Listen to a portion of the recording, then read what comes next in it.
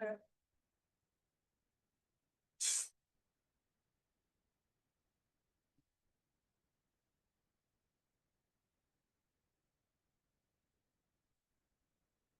morning, Sophie.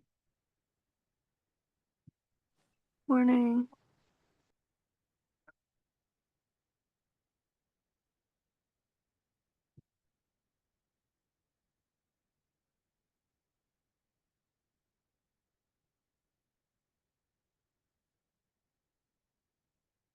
And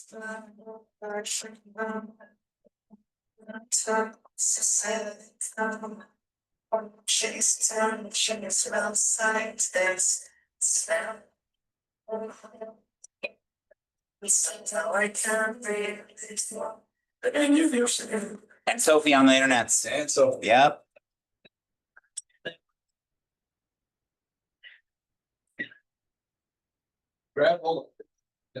Yeah, that's what happened.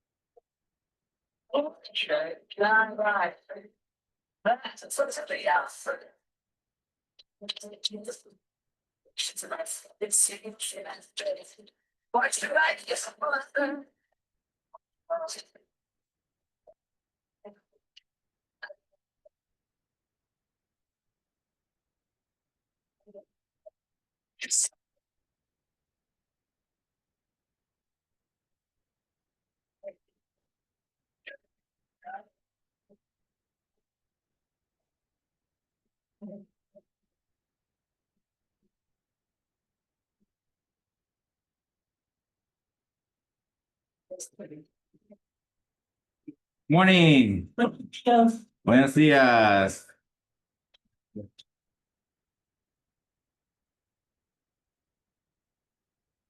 You wrote all that right now, right? Yeah, that's all fresh. No, that's not Kate's doing.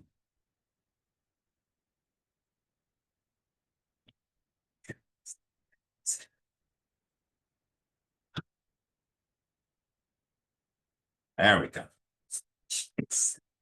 That's what's up. Wow, where was I going? Huh. Interesting. Well, we're the KTOA. Looks like I was going to Henderson Executive, south of Vegas, in South Vegas. I think I'm wondering why. does it cut the I bag? hate you. Does it cut through Banning? The valley? Does this route cut through the valley? No, it looks like I was going. Because yesterday. Listen. Oh, really? Morning. Maybe. That must be it. That must be it. Thanks. Yeah, because this looks very VFR, doesn't it? Even though, but he would have been on the IFR. That's history. I'm just going to press clear. I'm going to clear it, so I don't know what that was. Morning, Sergio. Morning, Jacob. Good morning, everybody. It's 7 o'clock. Morning. I put a warm up on the board. What are the final approach fix and missed approach points for the following 4 approaches? Long Beach ILS, Long Beach Localizer, Torrance RNAV LPV, and Torrance RNAV LNAV. RNAV LNAV. That's our warm up for today. I'm pulling up all our docs that we'll need. Do you know Derek? The instructor. Yeah. I think he's extremely talented. Yeah. Is he your new instructor? Oh yeah, didn't Eric text me? Yeah. Morning, Marshall. Anybody in my know, yeah, Neil. I'm getting busier. Yeah. So I just put you with Derek. Derek's very good. I don't think you'll be dissatisfied. Derek's very good. Yeah. Morning, Wayne. How'd it go yesterday? I mean, unless you don't want to. All right. IFR. Congrats. What was that? Oh, really? You're just ready immediately to start teaching this class? You just skip your instrument rating, go straight to double I?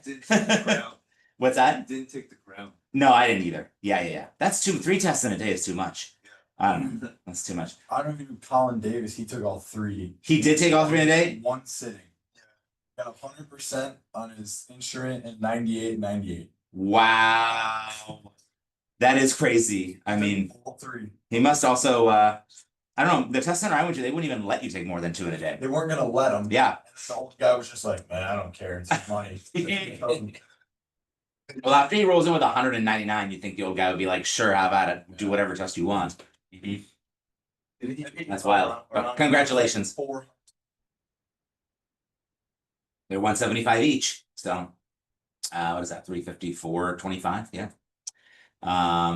It only took him like Something 20 like that. minutes to do each test. He was like, it took him a little bit longer to do the first one, then the second one, he was like, if I know it, he's like, if you know it, you know it. So he just threw him.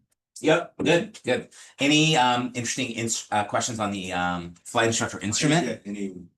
Sometimes it doesn't give you any instructor questions. It's just because they have a test bank, and you've seen it's like 1,400 questions. So it is partly luck of the draw, like what's going to happen. So yeah, congratulations, Wayne. Nice to have that behind you. Awesome. Good morning, everybody. All right, let's talk a little bit about approaches.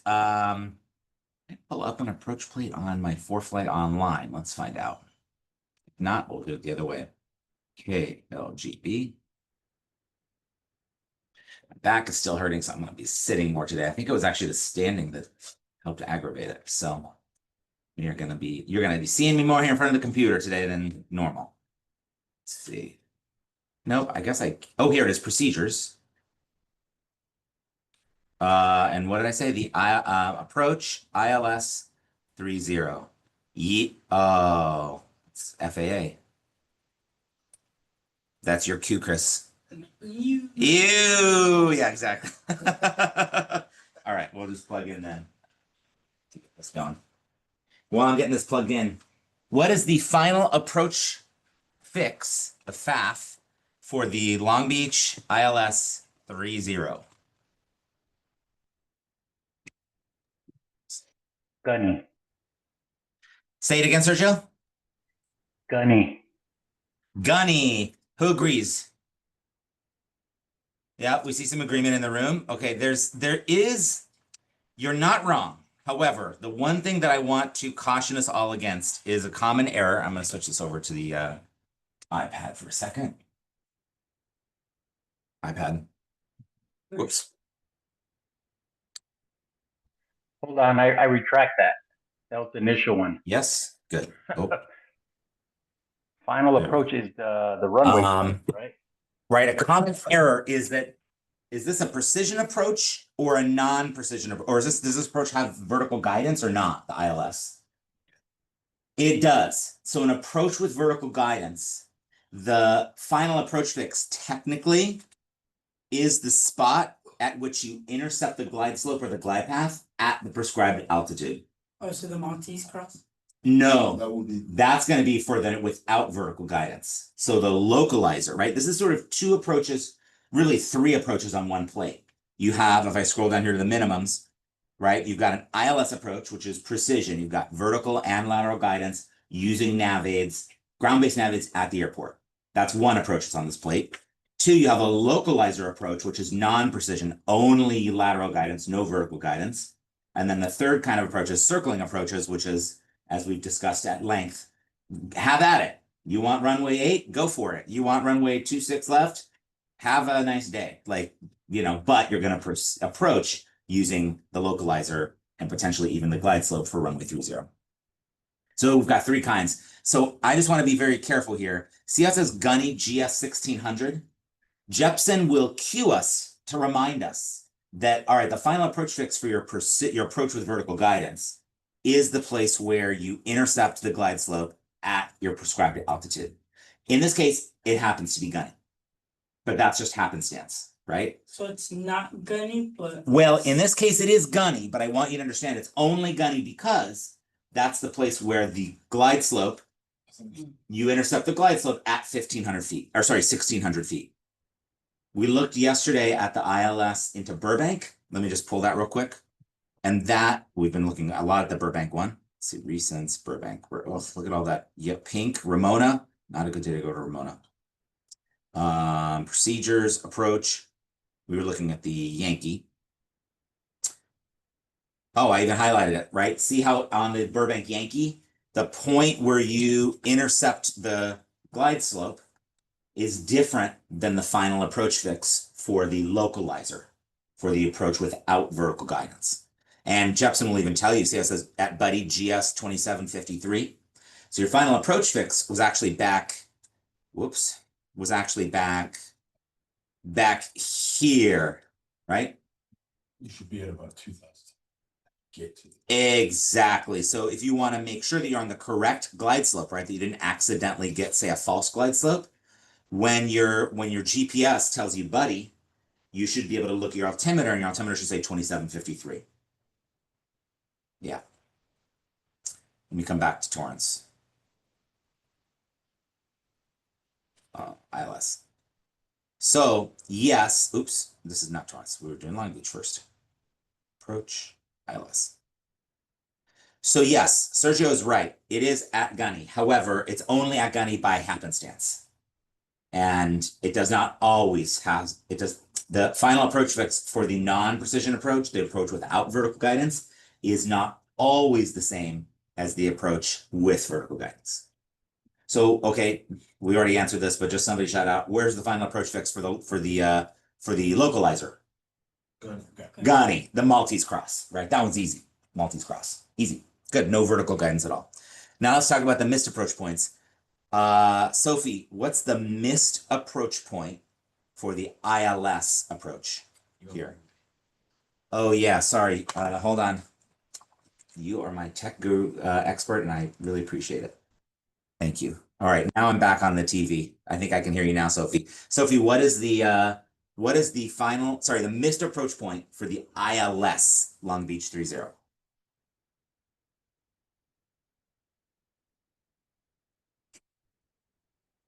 See, maybe we missed Sophie. Sergio, you're still on. Do you know can you tell us the missed approach point for the ILS on this plate?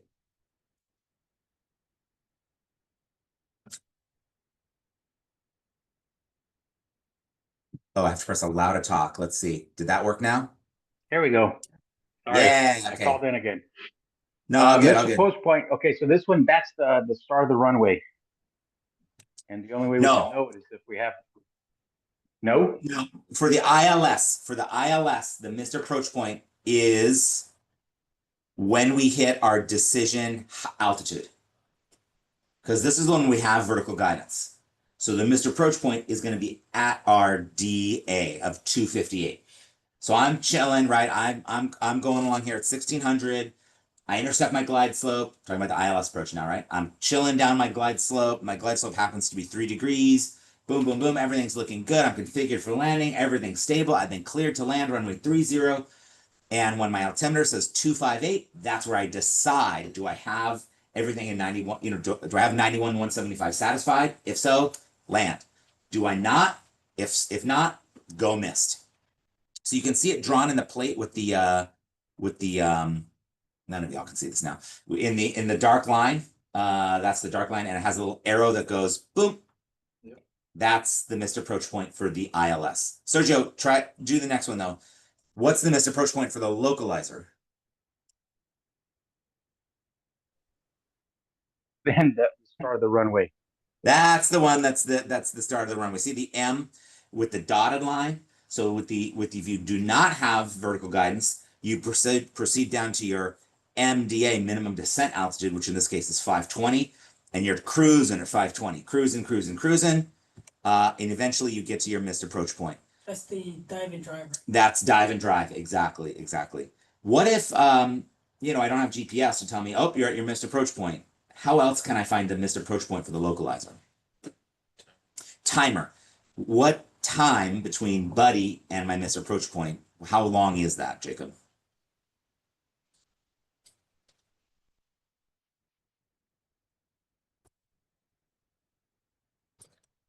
We're still on the ILS 30. Yeah, ILS. Well, now we're on the localizer 3.0.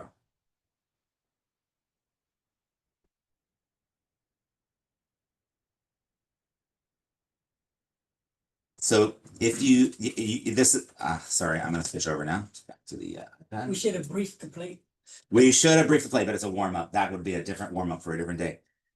We have this little chart right under the profile view. That's what we're looking for.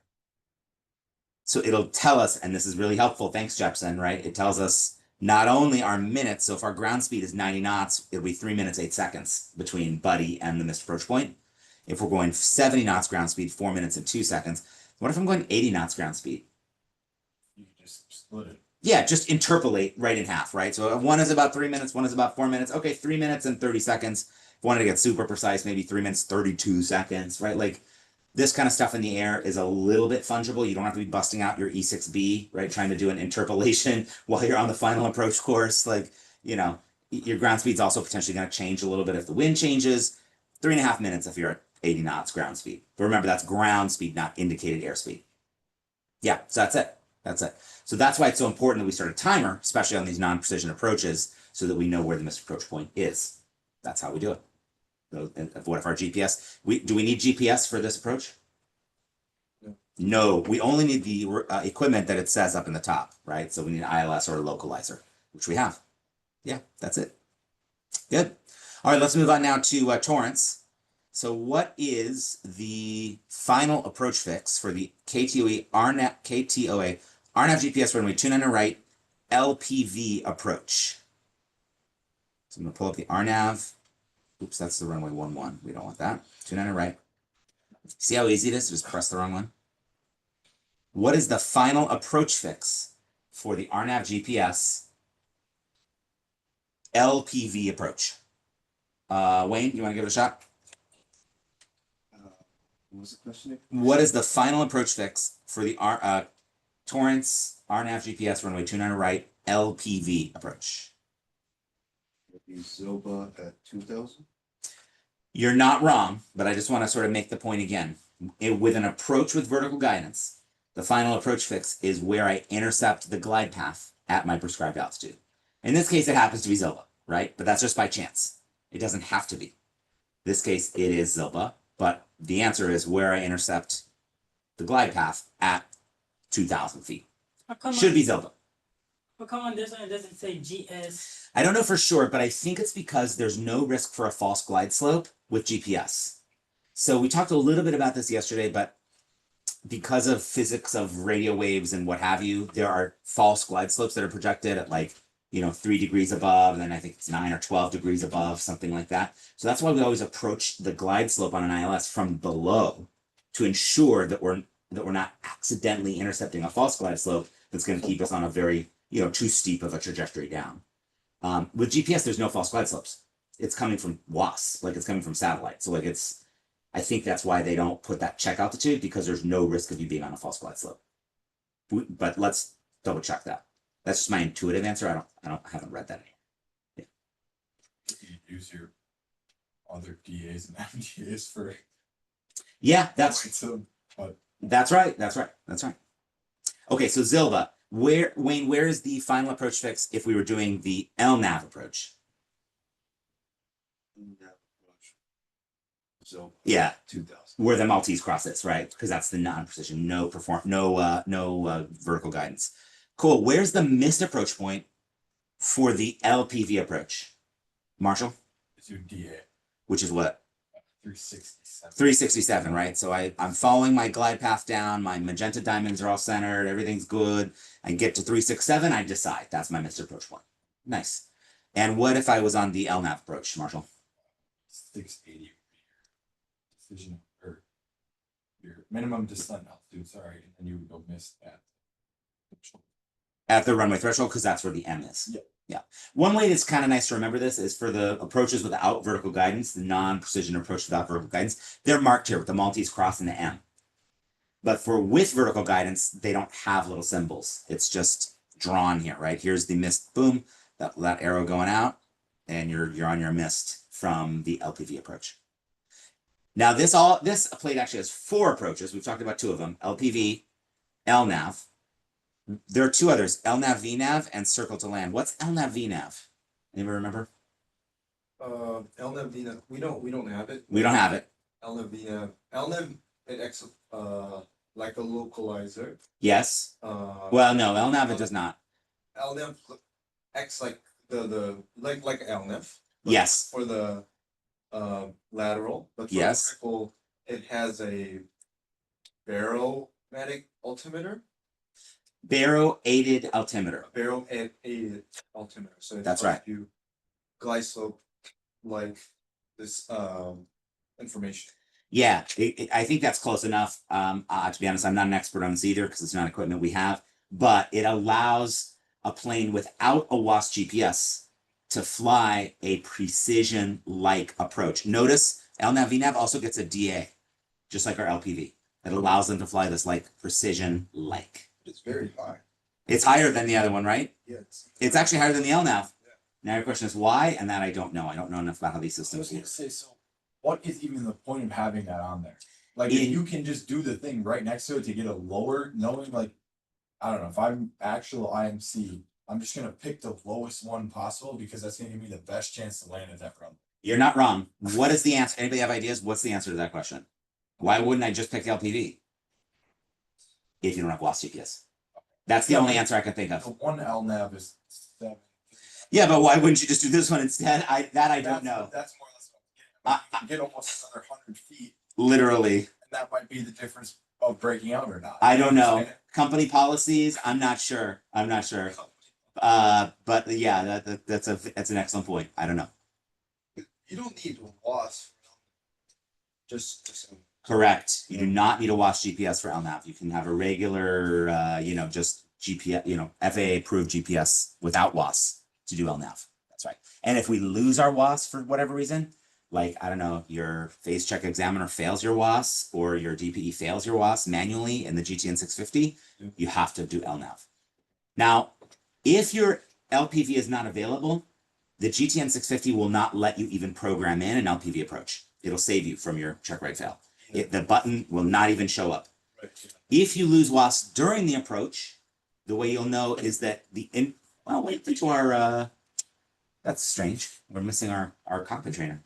The way you'll know is that the indicator both on the bottom of the GTN 650 and the little indicator inside your HSI will both show LNAV or maybe LNAV plus V. Did we talk about LNAV plus V yesterday? Let's talk about LNAV plus V for a second. So say you're on an LNAV approach and you've got a fancy GTN 650. The fancy GTN 650 can calculate using geometry a descent angle between points for you to follow and can actually display a little sort of like pseudo glide slope for you to follow.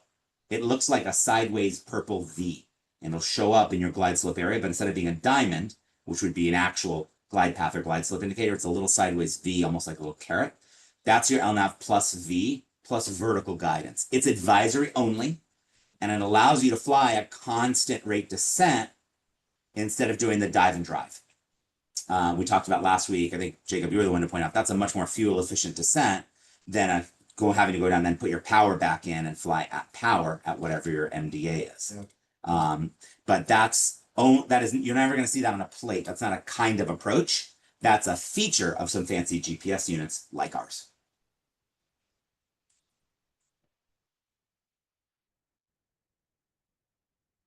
Right, so if I was going to go to procedure, by the way, I don't know if did we talk about how to program these in the GTN? You can do this a couple of ways. You can go to, the way I like to do is just press procedure from the homepage, approach, airport, KTOA. It's going to give me all the options. So see how it says GPS LPV, RNAV 29 right? If I didn't have WASP, it would not show me that. Click that. Transition, we're going to start at Seal Beach. Preview approach, compare that with my plate. Yep, looks good. Back, load approach. What that does, that drops the approach into my flight plan. So once I'm cleared for the approach, I can either go direct to whatever fix they tell me, if they tell me to go to a fix, or I can tap the approach and press activate approach. And now I'm direct Seal Beach after that Driffy. It's got me all programmed in. And then in the bottom, it says, see it says VLOC in the bottom? That means I'm still on green needles. How do I get to purple? CDI. Yep, if I press and hold the home button, it takes me to default nav, CDI, boom, now I'm on GPS, right? And that GPS will change to LPV once I'm on the approach, or LNAV once I'm on the approach. Kind of cool, right? Yeah. Yep. Awesome. All right, I think that's good for the warm-up. There's going to be lots more opportunity to talk more about, you know, approaches, approach types. One thing that I did want to make sure we talk about today is, you know, y'all are amazing pilots and getting ready for your check rides and what have you. Where do I find all the information about this stuff? It's in the Instrument Procedures Handbook. Instrument Procedures Handbook. It's really, I would call it actually essential reading, right? Like, do you have to read every single word of every single page? Probably not for your actual instrument check ride. Should you be knowing and familiar with how it's laid out in the table of contents and what's in there? Absolutely. Are there some chapters you should read word for word? Absolutely. So let's just go over, right? It's arranged in the order of a IFR flight, starting with chapter 1, departures. Chapter 2 is en route. Chapter 3 is arrivals. That's getting us from the en route structure into an approach. Chapter 4 is approaches. Chapter 5, and look how long chapter 4 is. There's a reason. Chapter 5 is improvement plans for the airspace system, and also talking about electronic flight bags like ForeFlight. Chapter 6 is all about operational databases, like the databases we use in our GTN 650. Chapter 7, until you're ready for your helicopter instrument rating, you can skip, and then an appendix. So chapter 4 is a lot. Let's go back here to chapter 4, approaches. This you should be reading. I wouldn't say you have to read every single page, but you should be reading at least all of the parts that we've talked about. For example, here is an image of circling protected area. I drew this on the board yesterday, right? Where you have a radius of protected area from each of the runways that you could land on to form the circling protected area in a circling approach. It also has all the different kinds of approaches, some of which we are not covering in this class, like a precision approach, radar approach. There are a number of the GLS, which is a GPS-based precision approach. We will not be covering. I do want to, at least on Friday, talk about this. This is a terminal arrival area approach. We don't have slides for it, but I think we probably should and probably will in the next round. So I'll save that for Friday. But this is the resource, folks, to be really looking at and reading during your study time now. Cool. Any questions before we get into what is arguably my favorite part of instrument flying, which is the cross-country planning? Oh, cross-country. Yeah. Sir. Because now we're actually going to go somewhere, right? Like so much of pilot training, especially in the private level, is like, you know, Fly in circles. fly in circles, right? Like, you know, how many of us, our logbooks for the first 100 hours is like just, you know, pattern work, maneuvers, occasionally we get the joy of a cross country. You're getting the joy of more cross countries now in your instrument training. You need 50 hours PIC.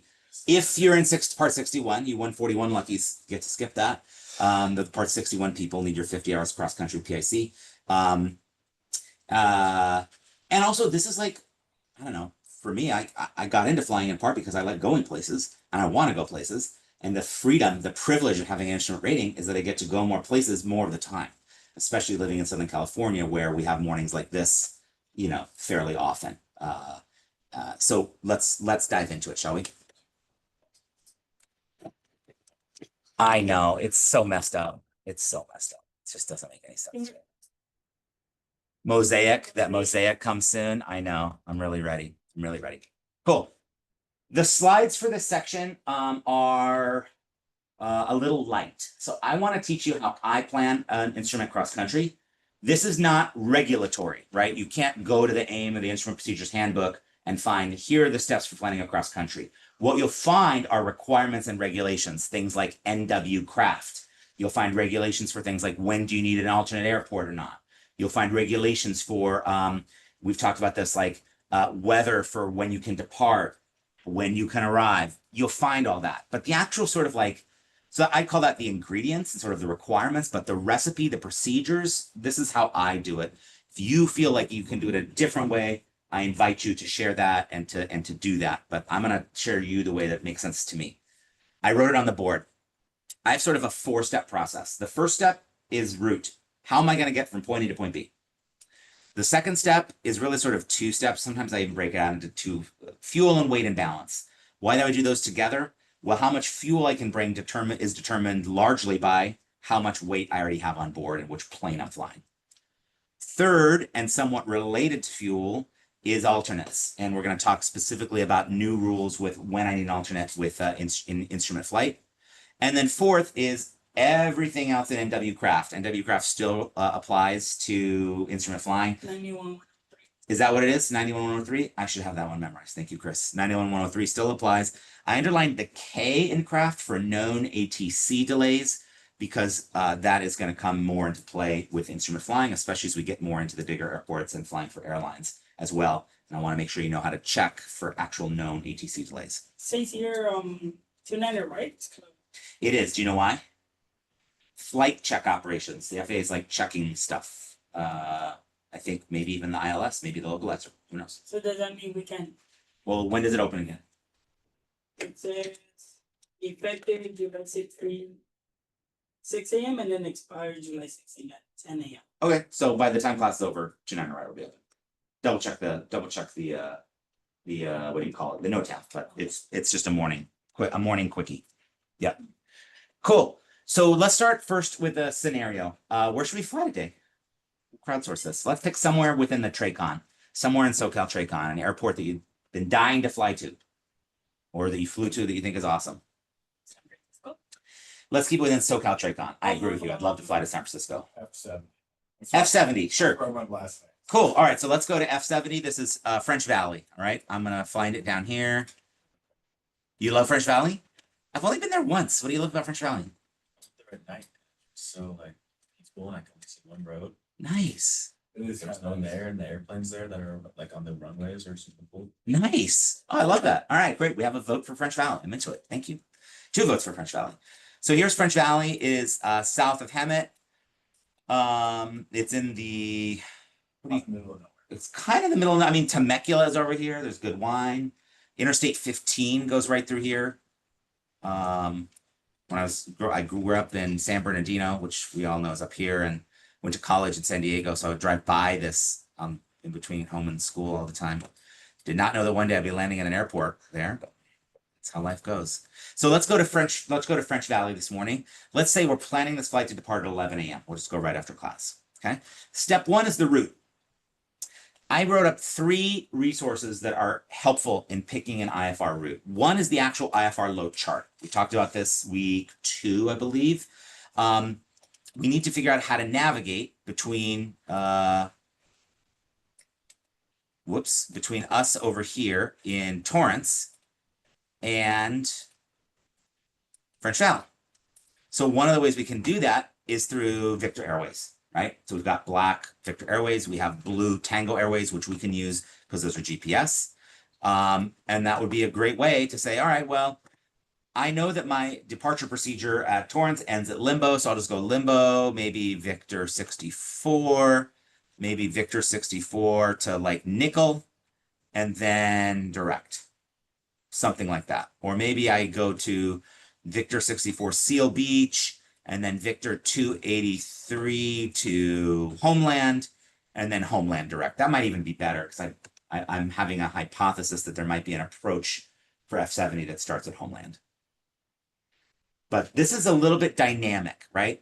Like I'm kind of going back and forth between a bunch of these steps in the process to kind of test my theories until I find the right ones. You already heard me saying out loud things like noting the departure procedure from our airport and thinking about the approach I'm going to use at my destination airport.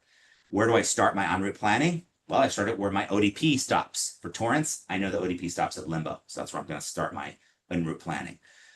Maybe I want to look now at the kind of approaches F70 has and get a sense of which one I might want.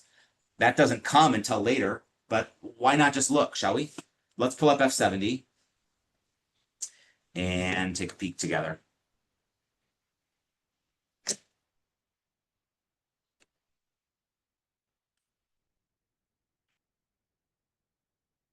They only have one approach. Is that what you're seeing? I know they have at least one because it was green on the IFR load chart. This is the French Valley F70 RNAV GPS runway 18. What's one of the initial approach fixes for this approach? Tikmu. Yep. Is there another one?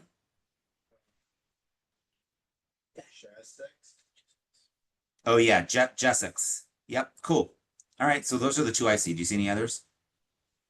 Yeah, they go all the way up. Like there's There's break off on the right side, like Tikmu, Kelty. Oh my God, there's another Kelty and a Tikmu. Oh my gosh, you're right. Wow. Wow. Okay. Yeah, these are starting pretty far out. That's pretty amazing. Cool. What a neat approach. I've never looked at this plate. Cool. Well, bottom line is, the closest one would be Tikmu. I don't know where Tikmu is. Can I put it in here? Let's see if I search like this. Will it work? Tikmu. It did. Tikmu is like right around here. What's that? Oh, man, doing the shit my dad used to do it pissed me off. I need that right here. This oh, that's a good idea. That's an excellent idea. Thanks, Jacob. Putting the Jacob, on the Jacob, my savior over there. Okay, that's a great idea. To use this inside of ForeFlight. How about this? There we go. What did we say the fix was? Tikmu? Come you just put the plate over the Oh, now we're getting fancy. We can do that. Okay, there's Tikmu. There's Tikmu. So it's actually a little bit northeast of the Homeland VOR, huh? It's actually a little bit northeast. So I think it makes sense probably to end my en route right at around Homeland. So maybe in my mind, all right, cool. We're gonna do this Victor 64 Seal Beach, Victor 283 to Homeland direct. Maybe that's what I'll think about. Or then to Tikmu, then direct. But that's good enough, right? The main thing is I've got the Victor Airways, I've got an idea. But there's a couple of other resources that I can use. One is the ForeFlight route advisor. So let me pop this into my flight plan. KTOA space F70. Enter. And if you'll notice, to the right here is this button routes. See that one? Yeah. This opens the ForeFlight route advisor, which is really handy because ForeFlight, because we file IFR through ForeFlight. It's not the only way to, but we might as well pay for it. ForeFlight has access to a lot of data about which routes are most likely to get approved by ATC and which routes people fly the most. So you can see here that there's a recommended route called Wesson. And if I click on it, it'll give me a little preview. Wait, are you kidding me? 11,000 feet and I just have one waypoint between here and F70? That does not compute for me, right? That does not sound like an adequate IFR route. So you have to be careful. The recommended route, this is a machine now, right? Not a human that's doing this. So just use your piloting skills to double check. Here's another one. ATC cleared SCTP10 cleared through over 3 weeks ago 187 times. Okay, now we're getting somewhere. That sounds like a popular route. Here's another one. CSTP16 cleared 20 times. All right, we're getting somewhere. And now we have a couple of routes called tech routes, and that's the third resource. For flights within our TRACON, meaning within SoCal approaches airspace and a little bit surrounding, there are basically tower en route control routes, pre-assigned, pre-made routes to get us from different airports to from one airport to another within the TRACON on IFR. Sort of like taking the guesswork out of it. They know what works for them. They know where they, what jets are going in and out of Long Beach and Ontario and LAX to keep us out of the way. So instead of them having to read us or us having to figure out, how do I get from Torrance to F70 again? There's a list of all these routes. It's the tech routes. So now I'm going to, I think we'll just stay on that pad. So how do I find them? Well, I find them in the chart supplement. So if I go to FAA, and if this is not yet in your IFR folder, it should be. I go to FAA, I go to chart supplement. And then at the bottom of chart supplement, see there's tower en route controls, tech routes, tower en route control routes. Here we go. Welcome. That's only in Southern California. SoCal and NorCal. I think there might be one also in like New York, New Jersey, but don't quote me. But in our book, right, see how the chart supplements is by region. So for our region, which is like the Southwest, only SoCal and NorCal have tech routes. So if I'm flying from here to Bakersfield, no tech route for that. If I'm flying from here to Palm Springs, there is a tech route. Here, Go to like here to like Arizona, no tech route. It's like longer stuff. Exactly. This is only tower and control. Think of it like this. You're never making it into center. You're never making it to LA center. You're only talking to SoCal approach. If we were going to center, then there cannot be any tower en route control because there aren't towers the whole way. We can get to F70 almost talking exclusively to towers. We're going to talk to approach, but you could think of it as like, wow, I could just hop from, Torrance to Long Beach to Los Alamitos to Fullerton to whoever along the way. Yeah. All right, so a couple of things about the tech routes. On page 1, it has a little legend, and each route has a code that'll tell you what kind of aircraft is approved for that route. So J is jet, M is turboprop or special with a cruise speed of 190 knots or greater. P is non-jet with a cruise speed of 190 or greater, and Q is non-jet with a cruise of 189 or less. So what's a sling? Sadly, we are Q category. One day we will be flying But that's the best. J, M, and P. What's that? Like I don't know why, but Q is like one of my favorite. Like, There you go. Okay, good. You're good. We love it. We got good vibes on Q. That's it. Marshall's filing for the J. Awesome. So, yep. So here's how this document works. It's arranged first by the general area you're flying from.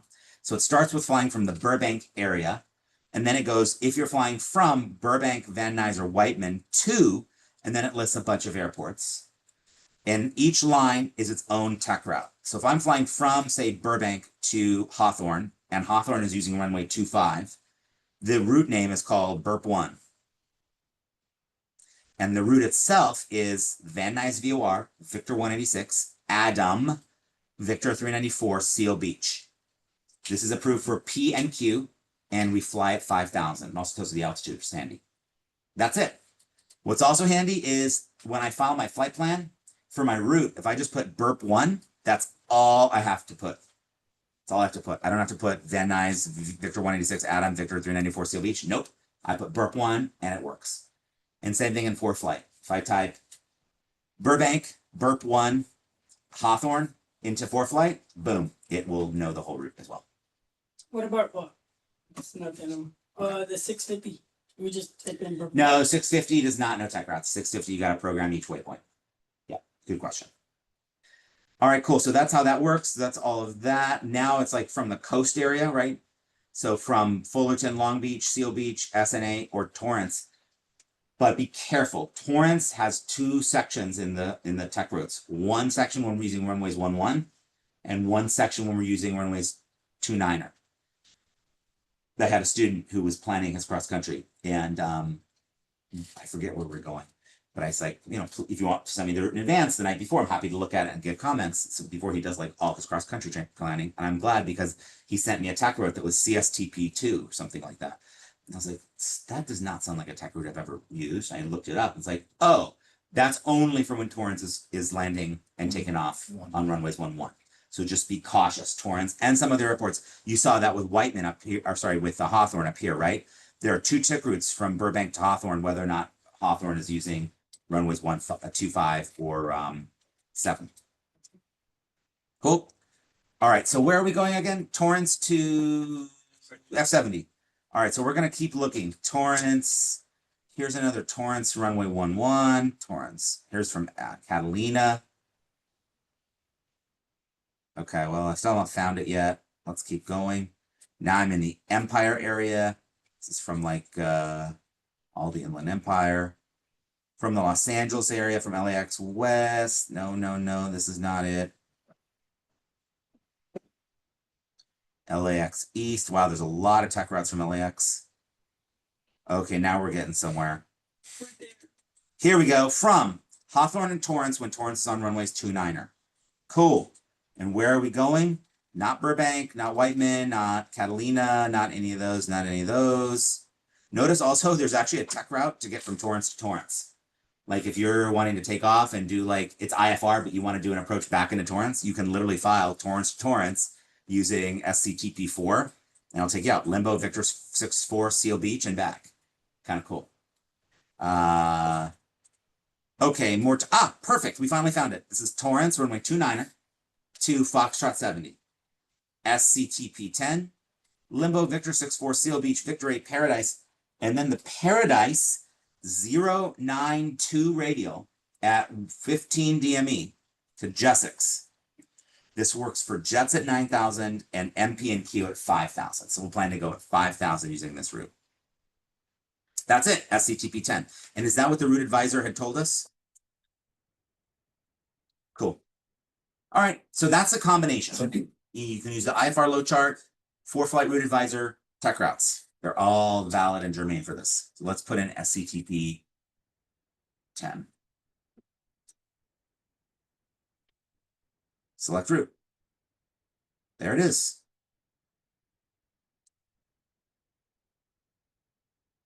Including that very strange waypoint there.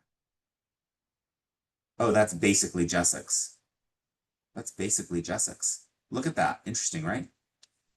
Because wasn't it? It was Paradise 092 at 15 miles. Looks to me like it's basically telling you direct Jessex, right? It's a 0 nautical mile leg. It's a 0 nautical mile leg. Like, and if I zoom in, like, I mean, so it's basically telling you, right? Like, if you don't have GPS, how do you find Jessex? Well, you follow the 092 radial from Paradise at 15 nautical miles, and that's Jessex. However, this approach only has right, if we're doing the approach, it's only RNAV. So people doing the IFR approach are going to be doing, well, we have GPS, so we can just put in Jessex. Like, I don't know why we would do that, but I guess you could fly a tech route VFR without GPS, in which case you need to know where Jessex is. And Jessex is on 092 radial from Paradise at 15 miles. Cool. We learn stuff every day. All right, so that's our route. Any questions on routing? Yeah. Since one of our initial approach fixes is Jessex, Yeah. would you just stop your route there and then move to the approach plate? Yes. Yes. You don't file things on the obstacle approach procedure or the SID, and you don't file things on the approach. Okay. It's recommended to file your last waypoint as an initial approach fix for lost comms procedures, especially, but it's not required. It's just recommended. So in our case, Jessex is the final thing. It's also our initial approach for an approach. Perfect. So you wouldn't file for the airport that you're heading towards? No, you do. You'd file from Torrance to F70 via, and the route would be SCTP 10, which expanded is Limbo, Victor 6-4, Seal Beach, Victor 8, Paradise, Jessex. Yeah. Is my mic working right now? Any other questions on route? Let's talk about gas, shall we? Yeah. So, and weight and Hey. balance. This is where I like to go next, because now that I've picked a route, I'm like, Can I interrupt? can I even get there, right? I don't want to do NW craft only at the end to realize like I need a fuel stop, and all that Eric, I heard NW you. craft I just did was a waste of time. So the way I do this is I pick an aircraft. What plane are we flying today? Alpha's very light. Yeah, sure. 805 Alpha Zulu. Let's see. It's also nice because I got my instrument and my commercial in 805 Alpha Zulu. A plane that will it'll forever have a special place in my heart. Exactly. I picked that. We'll put estimated time of departure. We'll put today, what did I say, 11 o'clock? When the 10 is like when the runway opens, Yep. gives you an hour. Yep. And the tech route told us was a 5,000, so I'm going to change that to 5,000. And then I'm going to pick a performance profile. This comes with our Performance Plus subscription through ForeFlight. You'll notice, though, that it defaults to a cruise of 5,500 RPM. Technically, 5,500 RPM is the max continuous thrust on a sling. 5 minutes. No, you can go more than 55 for up to 5 minutes. But maximum continuous is 5,500. So above 5,500, you get in that yellow, right? You can only be in the yellow for up to 5 minutes. I don't like to cruise at 5,500. I don't know anybody here who does. It's just, it's harder on the engine for kind of no reason. Maybe it'll get you there 3 minutes faster, but you spend more gas and put more wear on the engine and put more emissions. Like, it's bad for the environment. It's for like 3 or 4 minutes. So I like to cruise at 5,000. I like to plan to cruise at 5,000. That keeps me usually around 90 to 100 knots true airspeed. It's a little more chill on the engine, a little more economical. We're good. Have you flown in the Whispers? Yeah, Are they really quiet? Like they are. They actually are. Yeah. One thing I have noticed about the Whispers, just in case you take, I took 901 Alpha Lima on my long cross country to NorCal, to Watsonville. One thing about the Whispers, and some of the non-Whispers too, is that you know how when you're on cruise flight, the checklist says turn off the aux fuel pump. I've noticed that some of the Whispers, when you turn off the aux fuel pump in cruise, the engine does hiccup. So just be ready for that. Like, I like to pick my place to land. I like to keep my finger on the aux fuel pump switch just in case I need to turn it back on real fast. But just be prepared for that. That in any plane, but I've noticed, especially in the Whispers, in that part of the checklist, the fuel flow goes into the yellow and then it pops back up a second later. But it can be jarring if you're not prepared for it. Cool. So I adjust that. That's my performance profile. So now I just double check. 805 Alpha Zulu. I'm going to cruise with my 5,000 RPM performance profile. I'm going to go at 5,000. That's my route. I haven't picked any procedures yet. I already looked at my route advisor, and I'm going to depart at 11 a.m. Now I send this to a flight. So the little send to button right here, send to flights. And what this does is it now populates on my flights tab of ForeFlight a whole flight for me. It imported all that data. We're going to leave at 11 a.m. today, KTOA to F70. No alternates yet. It picked the correct performance profile because I told it. I can always edit that.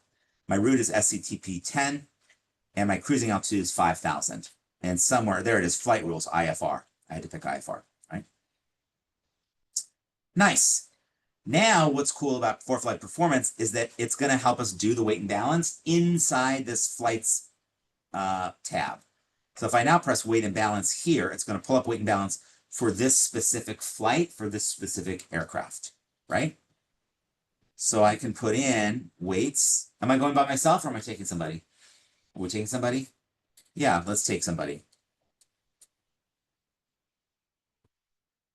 It's more fun to fly with a friend. Say we got 20 pounds of back. Oops, let's say in the front thing 5 and in the back 15. Does it really matter if it's a male or a female? So why does it say male or female? Let's look. The FAA or somebody has decided on some standard weights. And I think this matters more to like part 135 and 121 operations. You notice when you fly commercial, they're not asking you for your weight. They're not getting on a scale for weight and balance. So there are some standard weights that get used that are close enough. So I think maybe that's where this comes from. So a child goes in at 87, a female at 184, and a male at 205. But I don't know for sure. I'm just assuming. No way, average female weighs 180. Maybe with bags and clothes and everything else. I don't know. Or maybe they're taking conservative. Maybe it's a more conservative choice. I mean, I don't know. Or only in America. Or only in America. It's very possible. I don't know. I'm sure over time they have to change those assumptions too. I don't know. I'm sure we could find out in some kind of ForeFlight documentation. And if not, by the way, if you ever have a problem with ForeFlight, you email team@foreflight.com, they get back to you so fast. And it's real most of the people who are working support for ForeFlight are real pilots. They're all over the world, but like I usually get instant, almost like within an hour, often like a response back from them on stuff, which is really neat. For a while, my logbook wasn't syncing up from my phone to my iPad. Yeah. I never caught them, but I guess they like somebody had the same issue. Yeah. They fixed it in the next update. Nice. Just so you know, team at foreflight.com, they're very fast and very quick. You can use pilot language with them. Like I'm filing the tech route, blah, blah, blah. Like they get it. It's pretty neat. Hopefully the private equity firm that bought them will not ruin it. But for now, we have what we have. All right, so that is all my weight and balance. Now I can go back to my flight. Now what's nice about doing the weight and balance inside the flights tab is it saves it for this flight. So I still have my other weight and balance that I can go to over here and mess around with for whatever I want. But this weight and balance is now saved and associated with this flight. So I do that. Now I can see here my fuel policy. And this is also what's powerful about fuel in ForeFlight. It already knows how much I weigh because I told it in my weight and balance just right up here. So now I need to figure out how much fuel. What if I want to take only the minimum amount of fuel needed? So I can press minimum fuel required and it will calculate 11 gallons, which weighs 65 pounds. 11 gallons, which weighs 65 pounds. Jacob, I see your face going, that doesn't add up. What's going on in your mind? To be 66. It should be 66. Thank you for doing that, right? Like it should be. We know avgas weighs 6 pounds a gallon. What's going on, ForeFlight? 11 times 6 is 66. ForeFlight, it doesn't show you fractions of a gallon because it knows that I'm not there with a fuel stick. It's not fractions of a gallon. I can only get to the nearest gallon, right? So it's rounding for me when it comes to gallons, but it's not rounding when it comes to pounds. It's getting exact with pounds. So we know that 11 gallons, maybe it's actually only 10.9, 10.8 gallons to get 65 pounds. Yep. I love it. I love it. But it's good that they're letting us to put extra fuel. Because they're not gonna, just because it's like 10.8, they're not gonna tell us 10. They're gonna tell us 11. 11. That's right. So- That's right. But the weight is still only being calculated at whatever the exact weight was. And once we get into jets, fuel starts getting measured in pounds, not in gallons. So Okay. that's going to be exciting. Yep. And then okay, so if that's the minimum we need, it's saying we need a minimum of 11 gallons. Where's that 11 gallons going? 6 of it is going into the flight. 1 gallon for taxi and 5 to get to French Valley. And see how it's sort of like underneath here, right? And I can even press the caret and just close that up. So I need 1 gallon for taxi. And see how it's in blue? I can actually change that. Like if I want to require 2 gallons for taxi, I can just tap right there and change it. Kind of cool, right? Fuel to destination, that's calculated based on everything I put in my route and my performance profile, and actually also the winds. That's what's neat about this. Is what's beautiful about ForeFlight. It already did, 2 hours worth of E6B calculations that we all did for our private pilot, and you will do again for your commercial. It just did it for us instantly and did it more accurately using better forecasts without any arithmetic errors. This is what we pay for. It's great. Welcome to real world flying. We have to understand what's behind it. So I agree that we should be doing stuff by hand for private and commercial. I get that. But this is really a lot more fun. Then fuel at landing, we should have 5 gallons. Why did it give us 5 gallons at landing? Because of our fuel policy. You'll see here, it says reserve, because alternate fuel right now is 0, because we haven't picked an alternate. Reserve fuel 5, and it says reserve fuel policy was manual. See the button says policy? I can pick what reserve fuel policy I want. Anybody remember, we're gonna talk more about fuel in just a second, but VFR review. What's the FAA requirement for fuel for day VFR? Departure to destination and the 30 minutes. Plus 30 minutes. What's the FAA requirement for VFR night? Same thing, but 40. Plus 45, right? And so IFR fuel requirements are fuel to get from Torrance to French Valley, plus cruise to my alternate, plus 45 minutes. What's nice though is that ForeFlight knows this, and I can actually just press FAA Part 91 and see how it says FAA Part 91, 45 minutes of reserve fuel at top of descent fuel flow. It knows.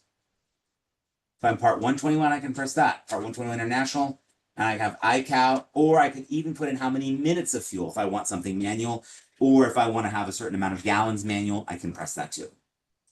But let's just start with FAA part 91, the 45 minutes after my alternate.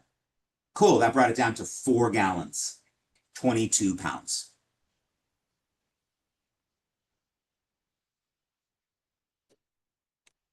And I will land with 0 extra fuel, right? If I go all the way to my alternate. That's if I'm at minimum fuel. But what if I want to take as much as possible, which I strongly recommend, right? We don't have that big of fuel tanks. You know, once we fly for SkyWest and, you know, filling up the tanks every time means we're a lot heavier than we might need to be, which means we're going to burn more fuel, which means the company spends more money. But in a sling, the difference between flying with full tanks at cruise and half full tanks is like almost nothing, right? Because it's just not that much difference in weight. So we might as well take as much gas as we can. It gives us more options. So I can just go back up here to my fuel policy, press max, and it'll automatically take into account everything on our cross-country plan and our fuel policy for our reserve to calculate that we should actually take 23 gallons. We should start, the most gas we can take and still be within weight and balance is 23 gallons. Where does that 23 gallons go? 7 of it goes to flight, 2 gallons for taxi, 5 gallons to get to French Valley. The rest is alternate fuel. Well, we don't have an alternate yet. So we just have reserve fuel at 4 gallons, and that gives us 12 gallons extra. So when we land, we should have 15 gallons of fuel. If we use up our reserve, we use up all 45 minutes, then we should land with 12 gallons of fuel. Pretty neat, right? And this is why it's such a powerful tool, especially for instrument flying, because now we're going to talk about alternates. Ready? Hey, Neil, do you hear me? So when do we need an alternate? There's a What's that? Well, yes, the A and NW craft is our alternates, but there are special rules for when you need an alternate in instrument there's a flying. regulation. There's a regulation. Do we know what it is? It's 91, yeah, agreed. I'm gonna have to look at my flight insight cheat sheet. 67 and 169. There it is, 61,167 and 61,169. Oh, 91 to 160. Sorry, that's what we meant. 91. Yep. So here's what those requirements say. Do you need an alternate? Remember the 3-2-1 rule. I actually use the 0-1-2-3 rule. 0 is if your initial point of arrival does not have an instrument approach, you're required an alternate. Do not pass go, do not collect $200, do not do anything else. If your first place of landing does not have an instrument approach, you're required an alternate. Doesn't matter anything else. So that's why I call it the 0-1-2-3 rule. Wait, so if it doesn't have an instrument, that's why you're going there in the first place. Maybe there's marine layer here, but I know it's VFR and banning. Look, here's banning. It's brown, so I know there's no instrument approach. Well, that doesn't mean I can't fly their IFR. It just means it needs to be VFR the whole way down because there's no approach. But I could still file to banning, be on an IFR flight plan to banning. I can still even get radar vectors all the way down to banning, but there's no approach. That has to be VFR. So you won't be able to approach it. You would not, there is no approach to fly, so you would not be able to log But with banning. you'll be able to log IFR time, but no. You'll be able to log instrument time if and only if you're flying exclusively in reference to instruments. So what are the 2 ways we do that? Or I'm not sure. being in an actual cloud or IMC. Exactly. Right. So if you're an actual IMC or you're simulated under the hood, yes, you log it. You can't log the approach. There is no approach. You can't do the approach under the hood. You have to take your goggles off to go land at banning. So if I was going to banning and filing IFR today, I would be required to have an alternate. Doesn't matter what the weather's like at banning. I must have an alternate. First, this is what Yeah. common in Midwest. Your home base might not have an airport. Like Or approach, you mean? yeah, I mean, have any approach should be run. But there's actually a lot of people just take off in onto a thing that just does not have a Exactly. Right. Like, and you know, we're lucky. We live in a place with very complicated airspace, with very complicated airports. We get a chance in our training to do a lot of fun stuff, but most of the parts of the country, most of the parts of the world, it's more the Comptons, the Bannings, the, you know, Foxtrot 70 would be a huge regional airport in most parts of the world. Well, maybe that's a little of an exaggeration, but you see my point, right? Like, oh, a towered airport. Oh, I get to talk to ATC. Oh no, F-70 is not even towered. What am I talking about? Like, it's, you know, it'd be a very sort of typical airport. Yeah. So we're privileged. I think so. Some people would say the opposite because it is, you know, can you get a private pilot license in 40 hours in Kansas? Maybe. Can you get a private pilot license in 40 hours in Southern California? No. I've never heard of that because the airspace is just too complicated. There's just a lot more to learn. Yeah. Cool. So let's now go to the 3-2-1 rule. This is from Bold Method. The weather needs to be at least 3 statute miles visibility with 2,000 foot ceilings from 1 hour before to 1 hour after your estimated time of arrival at your destination. So that means at French Valley, I need to figure out what time am I going to get there. I look an hour before that and an hour after that. And if the ceilings, if the visibility is at least 3 statute miles and the ceilings are at least 2,000, I legally do not require an alternate. So let's find out. What time are we going to get there? Switch back to the iPad. 11, almost 12. I'll go back to my flights tab. It'll tell me. All right, assuming I leave at 11 a.m., my ETA says right there in the top, 11:56 a.m. Call it noon, right? So that means I need to look from 11 a.m. to 1 p.m. to see what the weather is. How do I do that? Well, let's check the weather tab. Do I have a tab for French Valley? I do not. I have a TAF for March Air Force Base, which is 20 miles northwest. That's not super helpful. 20 miles northwest is kind of far. Yeah. It's still good. We can still look at this and get a sense. So from 7 a.m. to 10 a.m., here's from 10 a.m. to 9 p.m. Wow, that's a long period. 10 a.m. to 9 p.m. Visibility 6, a few clouds at 13,000, 13,000. All right, well, that gives us a sense at least 20 miles northwest of the field, the weather's going to be good. I can also look at the MOS, which is a computer model of the weather that's devised for each airport. It's an official government weather source. You can use the MOS for things like alternate planning. All right, 10 a.m., wind 210 at 5, gusting 8. Visibility 6, clouds few above 12,000. That takes us to noon, then noon to 1. Visibility 6, few clouds above 2,000. Very similar weather all day according to the MOS. So do we meet our 3-2-1 requirements? Looks like we do. Looks like we do. Yeah. Legally, no alternate required. Legally, no alternate required. And so on your check ride, you would say, legally, no alternate required. However, remember, risk management is on every single task of the ACS. So it would be good to then say something like, but my personal minimum is I always plan an alternate.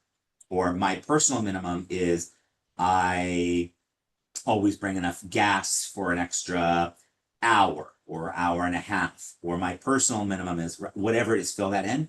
But don't miss the opportunity in that moment in your check ride. This is the pathway to an easy check ride. Don't miss your opportunity to just get ahead of the game and talk about risk management. Otherwise, they're going to have to ask you. Like, don't even give them a chance to wonder. Right? Just be like, well, yeah, legally, I don't need an alternate. My personal minimum, because I'm, you know, an inexperienced IFR pilot, I never want to cut things close. I'm always going to file and plan for an alternate. It's good. It's good exercise for me anyway. And then the DP is like, great, moving on. No follow-up questions, except maybe what alternate, right? That's it. Like, that's the pathway. Make sense? Yep. And honestly, this is not just to try to get you all to pass check rides. Like, this is how I plan my flights too, right? Like, gas, fuel is time. Time is options, right? Time is life. This is why not take as much gas as I can.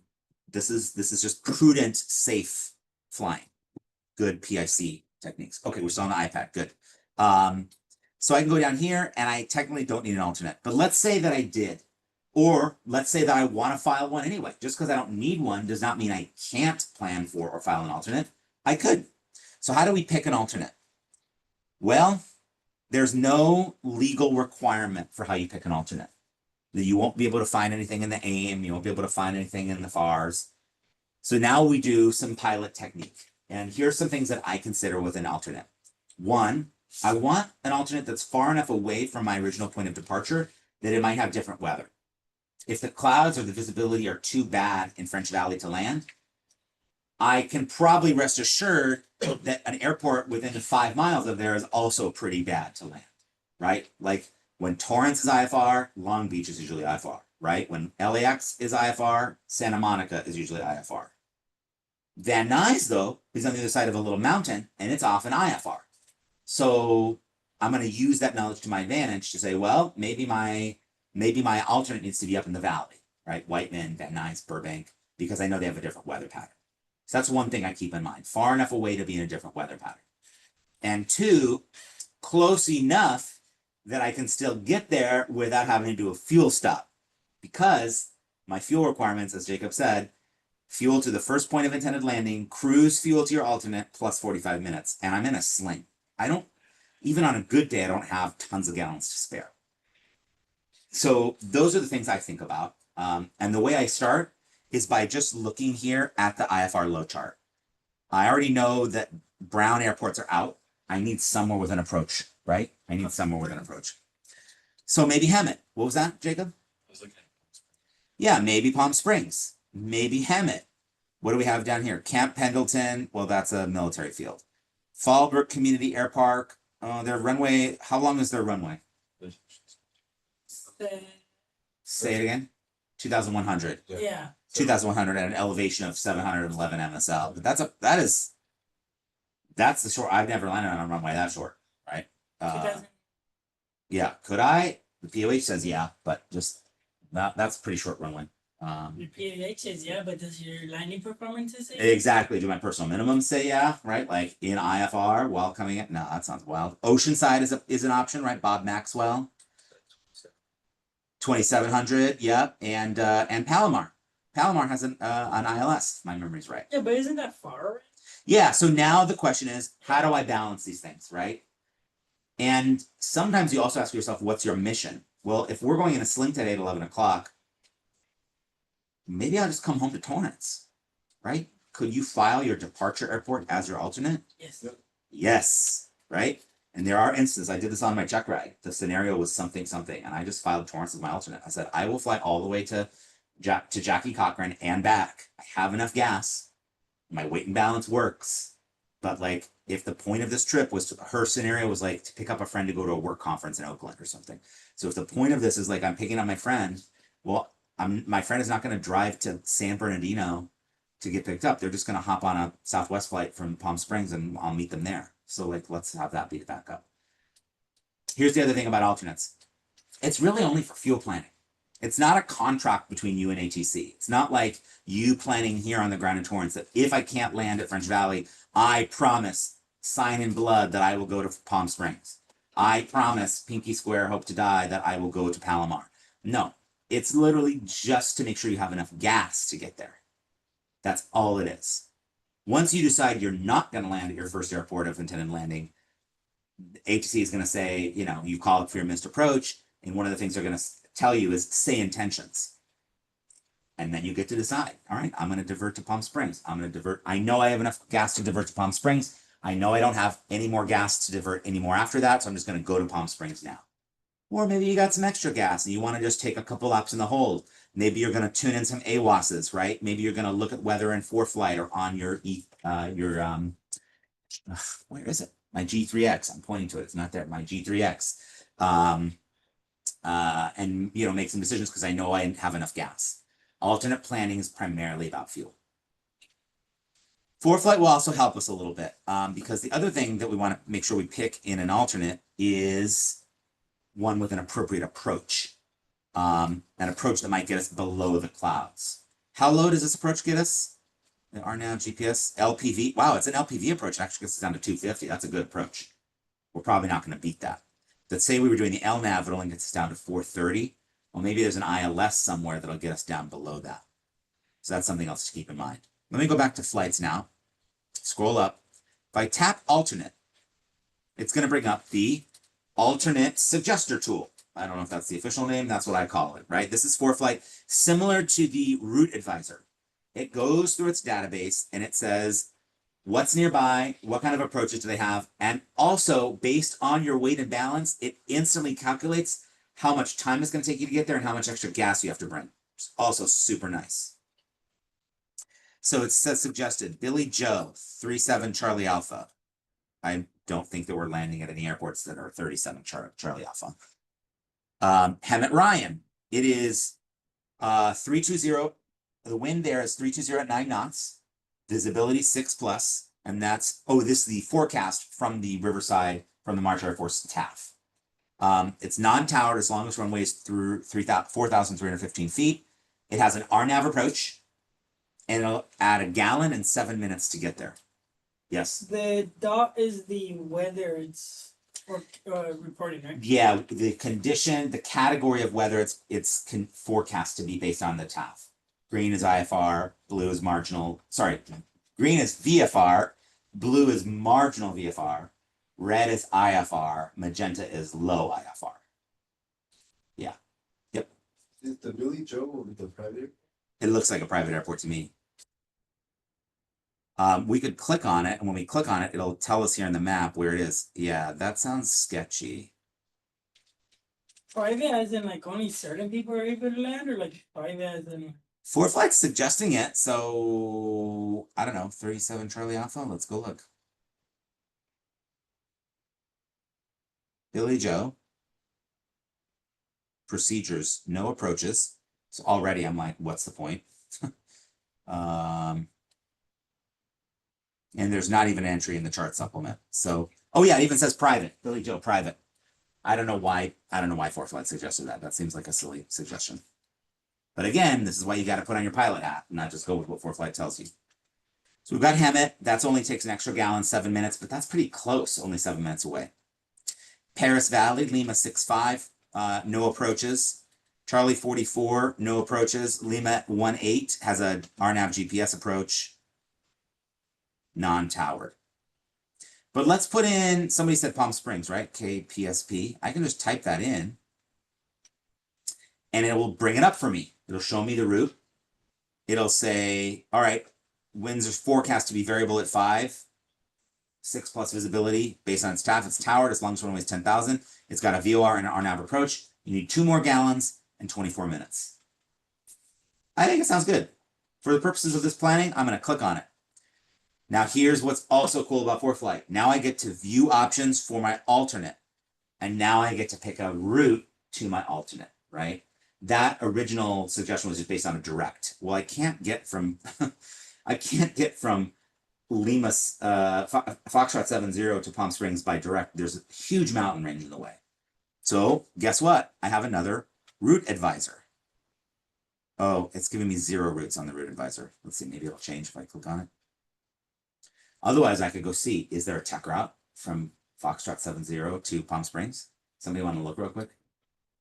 I don't know if there is or not. If there was, I feel like ForeFlight would have put that top up front and center, but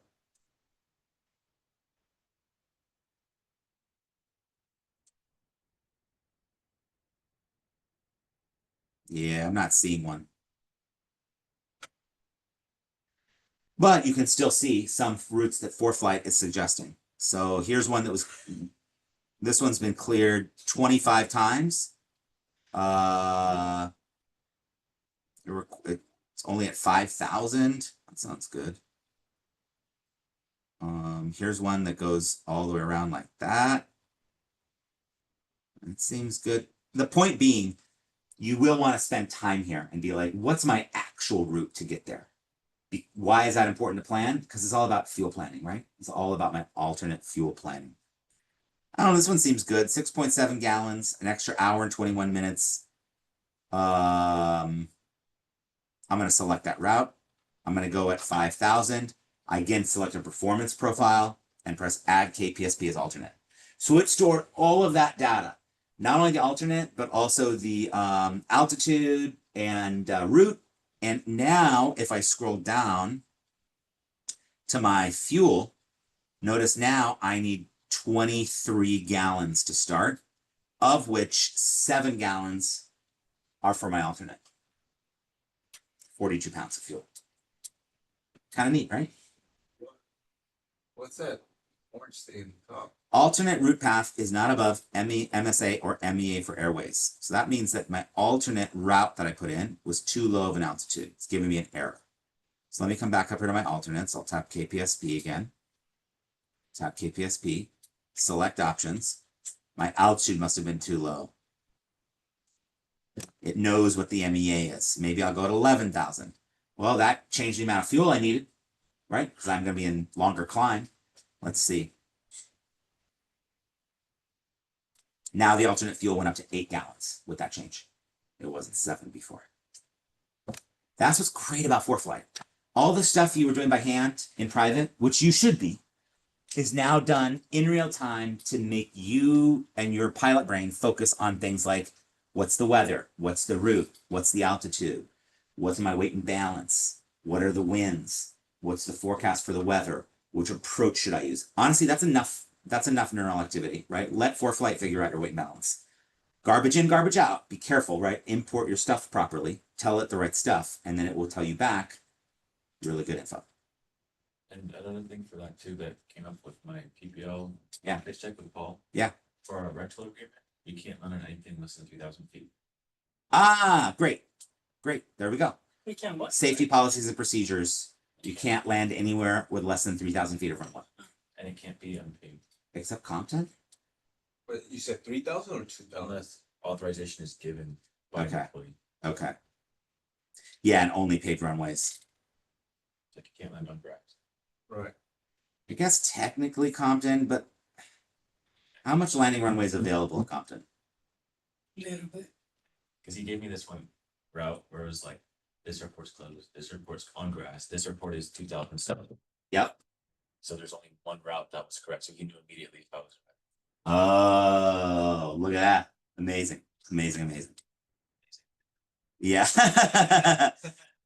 runway length 25 left at Compton, 33.22, with a displaced threshold on 25 left of 667.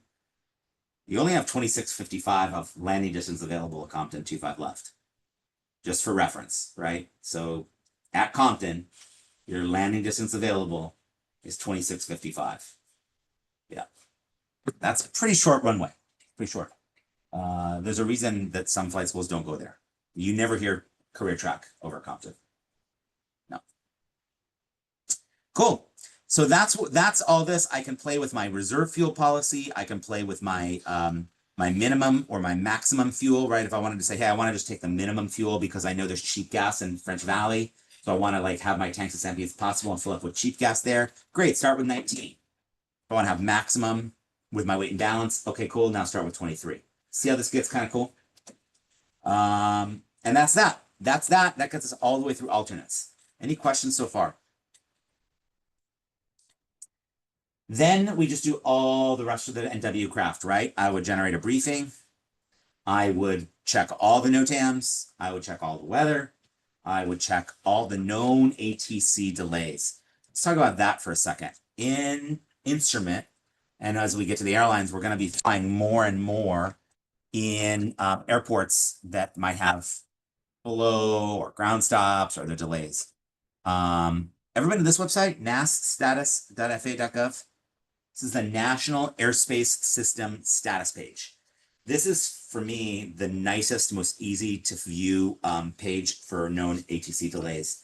It also looks great on mobile. It's like mobile optimized, unlike some of the FAA websites. So I can see right here, active airport events. Boston, closed to non-scheduled transient general aviation aircraft, except if you call and get permission in advance.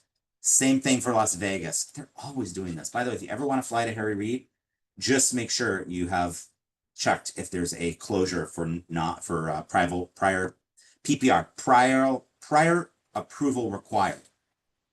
Why isn't it PAR? I can't tell you, but it always says PPR. Because it's airplane stuff. They gotta make it. Now here's Monterey, closed except for helicopters Tuesday through Saturday from 700 to 1200.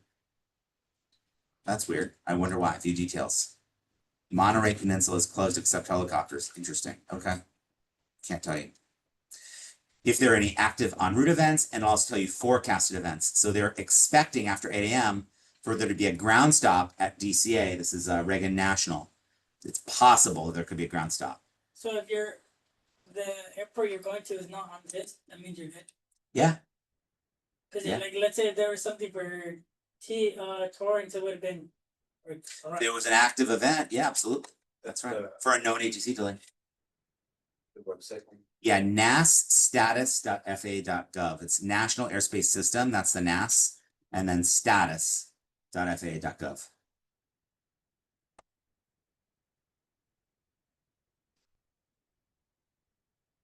Yeah, if I was flying to Denver, look, Denver is expecting a possible ground stop or delay after noon Pacific time. This is actually easier than calling. Correct. Correct. Although they'll have all this too. They'll have all this too. And when we're flying for an airline with a dispatcher, the dispatcher will also know because they will have looked. Yeah. I actually have a friend who's coming in from Norway, Yeah. but he's landing in Newark. Uh-huh. Is it more like reoccurring events, or is it just today?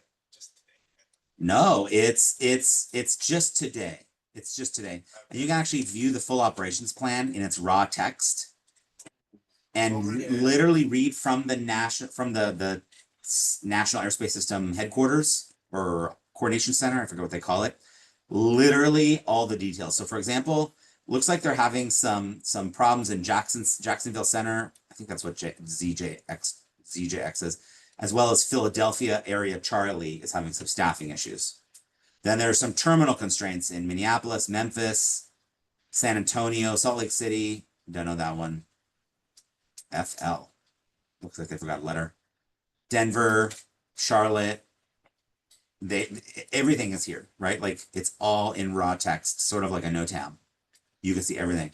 Look, here's a SpaceX launch that's going to happen out of Vandenberg.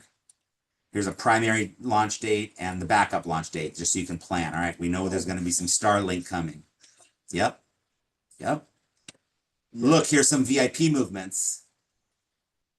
Departing Andrews, I think that's ADW, after 6 and arrival at AVP, wherever that is.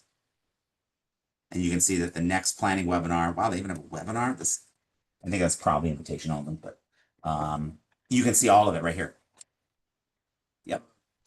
It would be cool just to tell him, oh, by the way, there's going to be some ground stops. I had a friend who was flying back from Denver to San Diego, and now does this happen to you too? Like whenever there's something weird in the skies, people text me now, and they're going to text you too. They're like, he's like, is there any chance I'm getting home tonight? And I was like, nasstatus.faa.gov. And sure enough, there was an active airport event. There was a ground stop in Denver, and it said likelihood of being extended past 7 p.m. less than 30%. So I said, yeah, there's a 70% chance you're getting home tonight. You sound like a hero. I went to one website. Like, that's it. That's it. Yeah. Yeah, exactly. That's right. Yeah. This is what $100,000 of flight training gets you. It's nasstatus.faa.gov. Or browser. Right. Exactly. Yeah. Anyway, that's the K. That's special for IFR, especially we're going to be going to bigger airports.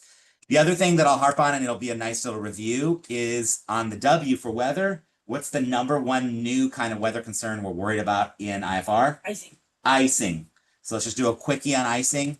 AWC, products, weather, icing. It's going to default me to my icing severity. I actually want to first look at the freezing level. Damn, it's a hot day, right? And I'm leaving at 11 a.m. Let's put it forward to 11 a.m. The legend. The red is freezing level between 150 and flight level 170. I ain't freezing. We're not freezing. We're not, and I can put forward in my time. We're not freezing. But if it was borderline, the next one I looked at is icing probability at my altitude. We're going at 5,000, right? Put that to 6,000. Remember, this tan is terrain. And remember here, there's less than 5%. It's not no probability. Look, white is just less than 5%. So you can't say there's 0 chance. It's less than 5% chance. Or glass half full, 95% chance of no icing. 95% chance or greater of no icing. As I get higher, let's just do this for funsies. Okay, see up what's happening up here in, is that North Dakota? That looks like North Dakota to me, right? And South Dakota, The Dakotas. the Dakotas. Boring state over there. That's Minnesota. And this is Wisconsin. All right, that's Minnesota. So if we get higher, I wonder who more the other states probability. look at this. Like we never hear about any other like stuff on the other states. Like, oh, this happened in North Dakota. You don't wanna know what they think you people are. I was gonna say we actually have to explain it. So aren't you remember Wisconsin, where in Wisconsin? Green Bay. Oh, that's right. That's right. Yeah, yeah. And you're middle of nowhere, Minnesota. Yeah. What was the name of the town again? I live there too. Yeah, Ferguson. Anybody else? I'm a SoCal born and raised. That's totally Quite a few times. First thing, I was like, yeah, it's super hot today, right? And they're like, hey, from the East Coast, this is like, I'm putting a sweater on today.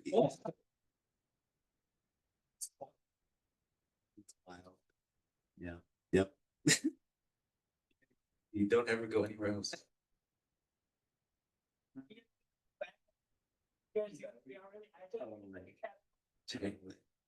Yeah, I'm going back to Oshkosh and it was like.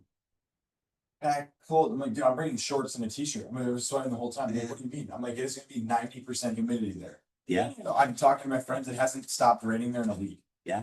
Yeah. The sun comes out. It's 95 degrees and 100% humidity. Do you remember the identifier for Oshkosh? Gosh. Okay. Let's go. KOSH. Weather. Guitars. Okay, Osh. Load. Someone decode this. Marshall. July 16th, 1452 Zulu, wind is 150 at 5 knots, 10 statute miles of visibility, sky clear. Dew point, no, temperature 27, dew point 22, altimeter 2985. They have the precipitation weather reading or whatever. Precipitation discriminating sensor. Yep. Yes. No, you got it. You got it. So, Yeah. That's basically just repeating what I already read in a different terminology. That's even more. Yeah, this is the sea level pressure. So this is the altimeter setting in millibars or hectopascals. It's the same thing. It'll be 1009.2. Yep. Different terminology or whatever.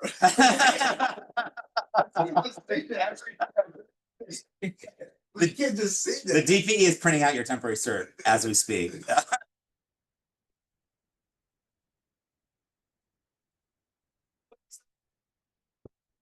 That's what's this? Like it's what I just read in more. It's just in a different, it's in standard units, right? Hectopascal is a standard unit of pressure, whereas inches of mercury is an American sort of like inches versus kilogram, right? Inches versus meters or pounds versus kilograms. Yeah. All right, keep going. 2 more blocks. Me? Yeah. Finish I this don't know. off. I'm not gonna lie, I don't know how to read it. Okay, cool. So where would we go to figure out this? What document? What? The METAR decoder key. If you don't have this in your 4-flight docs, you should. That's the temperature. Yeah, you tell us. What's the temperature? Oh, sorry, it went away. Darn it.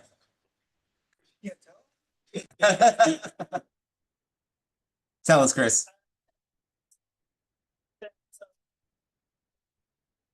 Cool. And what's this? So now we're going to look up 58011. So I'm going to go to my iPad. I'm going to pull up my documents. I think that's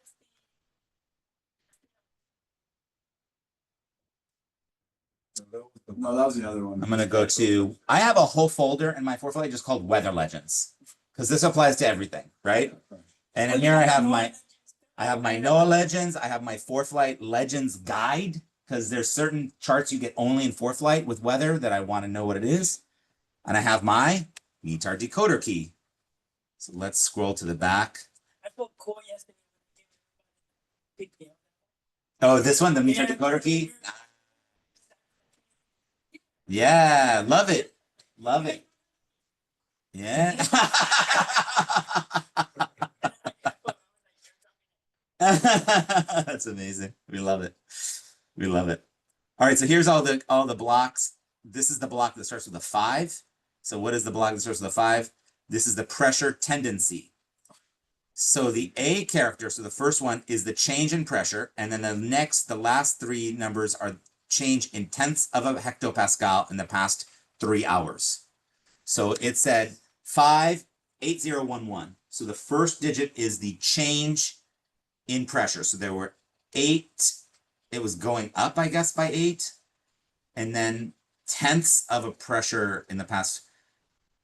It's confusing. Supply a change in pressure. Oh my God. Would we ever use it? We are technically supposed to know it all because it's a METAR and that's in the ACS. We could be asked in any check ride to decode this METAR. Thank God I was never asked to decode this code in a check ride. I'm stumped. I know it says the first character A, which in our case is an 8, is the change in pressure. And then the last 3 digits, so for our case that's 011, is the tenths of a pascal. Tenths of a hectopascal. What do they mean by change in pressure? That's what I can't figure out. And ours says 8. Because it was. So would it be 011? I think that makes sense. That's right there? Yeah, that would be 1,000. 1. It's in tenths of a hectopascal. So it would be. It says, so I use, there's an online E6B Yeah. that you can use that tells you everything. Okay. So this one says that it's going down 1.1 HPA, Hectopascals. steady or increasing then decreasing. It's going down by 1.1 hectopascals in the last 3 hours. And what does the 8 mean, though? That's what I can't figure out. Does 8 mean going down?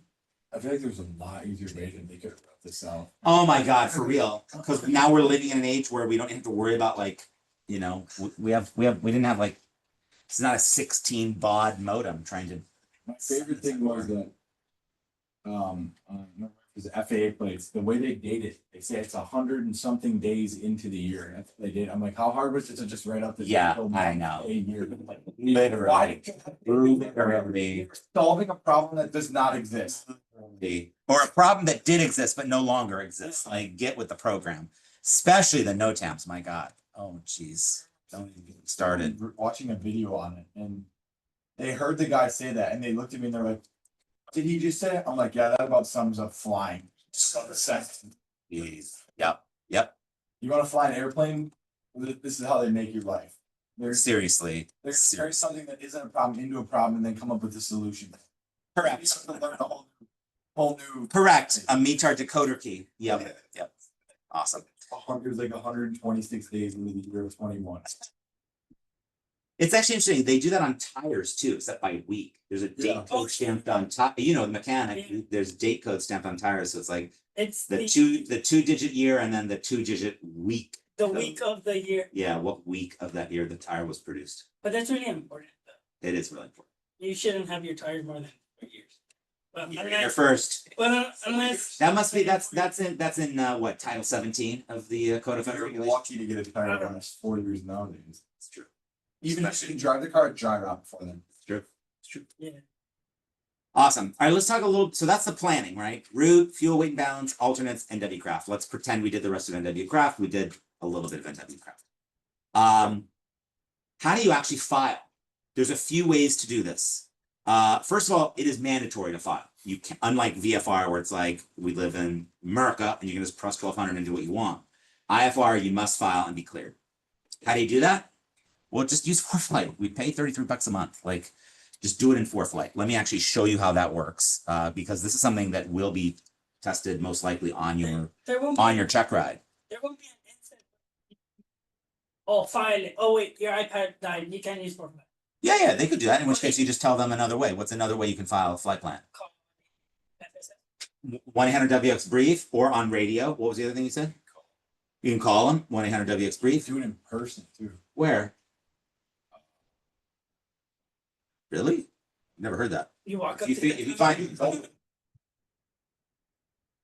Until like maybe somewhere in Alaska. I've never heard of that. It's possible. Things are different in Alaska. Things are different in Alaska, but I read it somewhere. No idea. when you find that, let me know because I'd be very curious. Maybe it was like the first ever method. If you knock on the door at the tower here and say, I'm here to file my IFR flight plan, they're going to be like, we're calling the police. You're an intruder. Like, get off the federal property. How'd you get into the name? Yeah, literally. You can also do it on actually 1-800-WXBrief.com. And there are other ways you can do it too. Proceeded to forget to tell me that we're not leaving until 2, so I just got here. Ooh, that means Kate could teach the 11 o'clock class. Yeah, but they didn't tell me that. Yeah, maybe They were like, "Oh, I thought you knew." I was like, "No, I don't know if nobody." Seems like a lot. Like shooting me a And they're all text taking- so hard. I think some high. That's not allowed per our safety policies and procedures. I don't know. Hopefully that did not get recorded on the Zoom. All right, filing options. Flight plans can be submitted. Okay, that's right, and via radio. What I was going to show you though is how to actually file on ForeFlight. You've done this whole thing in your flights tab, right? Yes. Scroll to the bottom, you see where it says proceed to file. I don't even think. Oh, you don't even have to. Look at that. Proceed to file. So it's going to pull this up, and this is going to have all the other fields that need to be filled out per the ICAO now the FAA flight plan. We all use ICAO, which is the International Civil Aviation Organization through the UN. That's all we use. So you just want to double check everything is right. The equipment codes are correct. It automatically filled in your true airspeed based on your flight plan. Again, thank God for ForeFlight, right? You didn't even have to calculate that. What's that? Okay, so you can't file in person. You just have to go to a airport with a flight service station. It's got like a whole breakdown of how to do it. That only happens in Alaska. Like there's no that I'm telling you, like that. I was like, I know I read it somewhere. It literally gave all. Next time Martin is here, the DP Martin, who's from Alaska, let's ask him about this because that sounds like an Alaska I think only he's situation. That's good too. Is the okay? We can ask. Visit an airport with an FSS and provide necessary information, and then file with an. I've never seen a paper like it. You can fill out one, but I guess you can only do it at a flight service station in Alaska. With an FBO flight school or FBO offers flight planning services, they may have a method for you to file your IFR flight plan. Okay, well that's probably just called somebody typing in at ForeFlight. Or here's a computer terminal where you go to 1-800-WXBrief.com. That's probably what that is. Yeah. Yep. Couple of key things on this. Make sure you have the correct number of persons on board. It's pulling that from your weight and balance, but make sure that's accurate. Make sure your route's accurate. All of this, it'll automatically pull in your time en route and your fuel on board. Here's the thing about fuel, and this was asked in 2 of my check rides. This is in minutes, not gallons. And if you click on it, it'll just remind you because it'll only let you put in minutes. This is fuel endurance. They don't care how many gallons. They only care how long. Why do they care how long? Because if they lose touch with you, they need to know how big to make the search radius. How do they know that? Here's how many minutes and hours of fuel you had, and here's how fast you're going. So here's our search radius. So just keep that in mind. It's fuel endurance in hours, in minutes and hours. You can also put down here, you have to put in your name, and your license number. So you can't file IFR until you're rated. So what I did with my instructor is like, I would make the whole plan. I would just share the flight with him and go into his ForeFlight, and then he would file using his license. You can still call for the clearance and all that, but in terms of filing, that's on his license. Yeah. For the passenger, this might be a stupid question, but what if you're taking your like pet? Doesn't count as a passenger. Sorry, Fido. Yeah, doesn't count as a passenger. There's also a section here called additional remarks. And this is where you can put in notes. For example, max altitude 10,000 MSL. Parentheses, because I fly a sling and we have a naturally aspirated Rotax 912 engine. It's hot, right? Like you could put in something like no SIDS, no stars, no standard instrument departures, no standard terminal arrival routes. Some people get scared of SIDS and stars. None of you should be scared of SIDS and stars. We've covered them in here and you're competent with them. Maybe you had another request like, must have Victor 8. I don't know. I really can't. The only thing I can think of is something like max altitude 10,000 or something like that due to density altitude. And that will get printed out on the slip for ATC to see. Cool. And then you press file. When you press file, ForeFlight will send you an email saying it's been filed, and then they'll send you another email to say, here's what we think the expected route is going to be. It's kind of cool. Once I filed, which I need to do at least 30 minutes before my estimated time of departure, I need to actually get my clearance. So I don't think we've talked about this that much this round, so I want to make sure we cover it today. Clearance delivery. Is a craft clearance. I have a slide for this. No, I only have aircraft. Maybe it was gonna be 3 slides.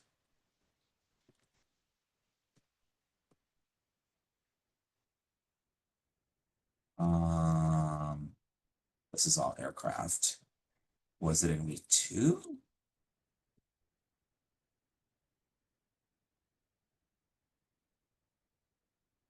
Oh, okay. I'm gonna stand up and put it on the board. Oh, there it was. There it was. Cool. What? This, The planning? yes, it will be. I don't know It why could that be a would- departure. It could be a departure. I think that was the argument. The argument was that it makes sense in departure, but I think I said this time around, we'll talk about that week 4. So here we are on week 4. So how do you filed and you filed your route, right? We're going to go by SCTP 10, but ultimately it's up to ATC to decide what you're doing and what works for them. How do I find out? I get my clearance. Clearance comes from clearance delivery frequency, ground, or by calling ATC at a particular phone number. How do you know which one to do? It'll tell you in the chart supplement, So if an airport has a clearance delivery frequency like Long Beach or Ontario or Santa Barbara, you would call them on the radio. First you listen to the ATIS, then you call them on the radio and you say Sling 805 or Long Beach clearance Sling 805 Alpha Zulu. We have Alpha request IFR clearance to Foxtrot 70. Just like that. And they already know because you already filed. There's already been a slip printed out in the tower for them to redo your clearance. If there's no clearance delivery frequency, you call ground. If there's no tower in the chart supplement, it'll tell you a phone number to call to either reach Tracon or Center, and a controller will answer the phone and give you your clearance over the phone. Here's the components. It's craft, clearance limit, route, altitude, frequency, and transponder code. That's it. I'm going to read you one for this route, and please be prepared to copy. And then I'm going to ask somebody to read it back. This is going to be from here to Foxtrot 70. And there is a scratch pad in ForeFlight with this craft already written on it. You can write it down in whatever way works for you.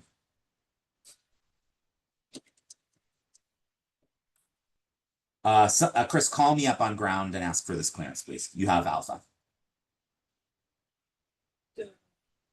Torrance Ground, Sling 865, Charlie Tango.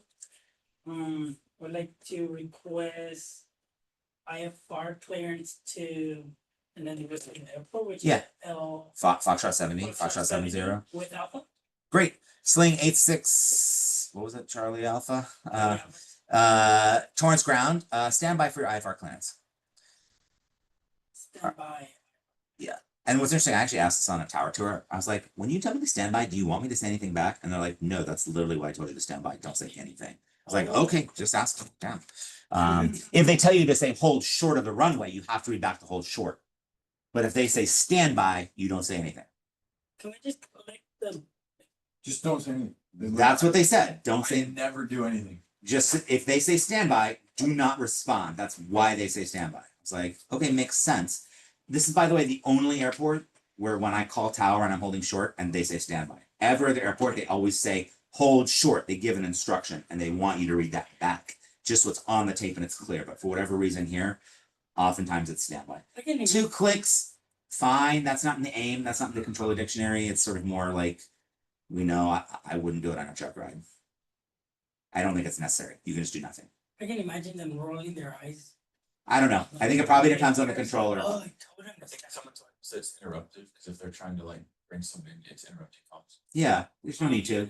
They told you stand by, just don't say anything. It's gonna mess up the frequency. It's like you were here when they go through. Yeah. Stepping, it can. It's not necessary. I don't think you need to do it. One thing they told me, If I hear someone say, if I hear them hit standby, then that knows they're done, so you could jump in. exactly, waiting. Hammering on the mic. That's right. That's right. That's right. One thing they did tell me that they hate people flying 805 Alpha Zulu and calling it 805 Alpha Zulu. They're like, tell everyone it's them to stop that. That is wrong. That is terrible. They're correct. There's So no hard not to do that. I know, but they were like, it's driving us insane. They're gonna start handing out pilot deviations. Like there's no O's and there's no I's in any tail number because they can be confused for a 0 and a 1. There is no O in a tail number ever. 805 Alpha Zulu. Food for thought. Okay, Sling, you are cleared to Foxtrot 70 Airport via on departure, fly, runway heading at 800 feet. Turn left, heading 210. Intercept LAX radial 170. Limbo. Victor 64. Seal Beach. Victor 8. Paradise. Jessex. Direct. Climb and maintain 5,000. Departure frequency 127.2. Squawk 0200. I know. Read it back, please. Clear to Foxtrot 70. Heading. Via. You It's can use the word. runway heading 800 feet. Left turn 210. LAX 107. Limbo. Victor 64. Seal Beach. Victor 8. Paradise. Jess. I just put Jess, but it was Jessex. Jessex. Direct. 5,000. Frequency 127.2. Transpond 0200. Sling 8050 Zulu. That was all correct except on departure, fly runway heading at 800 feet, turn left, heading 210, intercept LAX radial 170. And the rest was correct as in your readback. So I think you said radial 107, but it was radial 170. I have 170 already. Ah, you maybe misspoke. Yeah. So, And if you, for example, you're like, I don't know how to spell Jessex. I don't know what Jessex was. In your readback, you can just say, you know, blah, blah, blah, blah. Paradise. And then I missed the next waypoint. You know, climb, maintain 5,000, frequency, departure frequency, read the rest. And then when you're done, they'll say like, that was Jessex. After Paradise, Jessex. Can you spell Jessex for me? And you already know because you did your planning, you know how to spell Jessex. But if you didn't, don't hesitate. Don't go until you know. Yeah, that's Juliet, Echo, Sierra, Echo, X-ray. And they'll tell you. Yeah. so the first line that I missed was on departure, runway heading. Here's the transition. When you say via, that's transitioning you from your clearance limit to your route. That's a nice transition word to use. Clear to French Valley via on departure, fly runway heading. Yeah. Did you say if you're not sure about for this time, Jessex? Yes. Just skip that. No, say I missed the next waypoint, or I think it was Jessex, but I'm not sure. Then finish the read back. You can also pause there and have them read it to you then, and then finish the read back. It gets a little messy, the back and forth, but you can do either way. So what if I was reading and I said Paradise Jester Direct, even though it's just 6. Mm-hmm. So I can like, am I able to try my best to Yes. pronounce it? Yes. Yes. And yes. so we can like continue Yes. the flow. Yes. At the end, you're like, oh no, it's not Jester, it's just 6. Exactly. Exactly. And you can even say at that point, right? Like, you know, they're going to interrupt just like I interrupted you because I thought you said 107 instead of radial 170. In the readback, they'll correct you. You have to keep reading it back till you get it all right. So there can be some back and forth there. They might also fly via the Sierra Charlie Tango Papa 10 tech route. They can say that. That'd be easier. Be easier. Yep. They can also abbreviate things. They can say as filed. If they say the phrase as filed, then it's whatever you put in your flight plan. That's a nice day. Yeah. One tip. If you have a handheld radio you can get your clearance before you start your airplane. I would finish your pre-flight first, get all that wrapped up. But once that's all done, then you could call on your handheld ground. You've already listened to the ATIS on their handheld, and that way things are nice and chill.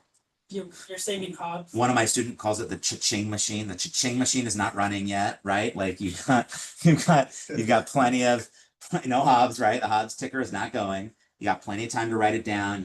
You're not stressed about I can read this back as many times as I need, right? Like it's a nice use of a handheld. Be ready to go after that. Don't get your clearance and then start your run up, right? Like be finished and ready to get in the plane right after, but you can do this on a handheld, no problem. And especially at an airport like San Bernardino, I recommend that because when I did my IFR long in San Bernardino, there's often just one person in the tower and they're doing tower and ground, plus they're trying to get you your clearance. And it was like a 3 or 4 minute wait before he was like ready to tell me my clearance because he's dealing with planes in the sky. So that's 0.1 hobs I saved just by calling him on the handheld. Yeah. If you were to do that, Yeah. let's say in Torrance, Yeah. you start, and you taxi and you hold short. Yeah. And did all the run-ups. When exactly do they actually clear you? Because you already got a clearance, right? Clear you for what? Like for takeoff? Yeah.